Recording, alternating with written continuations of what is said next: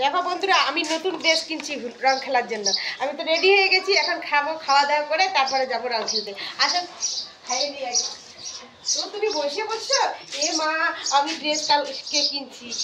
কেমন হয়েছে? আমি নিজে হাতে গিয়ে ড্রেসটা কিনে নিয়েছি। ভালো হয়েছে তো? হ্যাঁ, ভালো হয়েছে, খুব ভালো হয়েছে।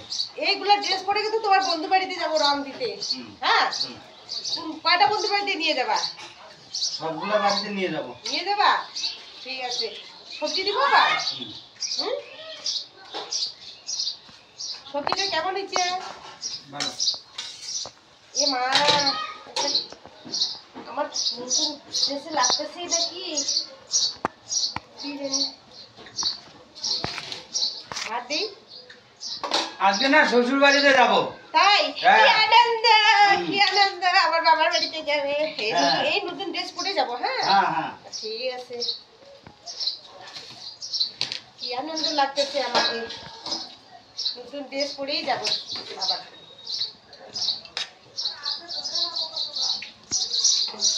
আমার বরকে আগে ভাত দিয়ে নেই, বা আমার বর খাক, আমি খাবো, তারপরে আমি যাবো। কি মজা, আমার বাপের বাড়িতে রান্না করতে যাবো। এই যে বেশি কিছু রান্না করিনি, আজকে নিরামিষ তরকারি তো।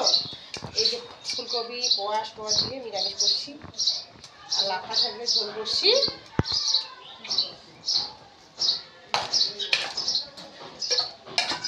আমিও কিছু খাইনি।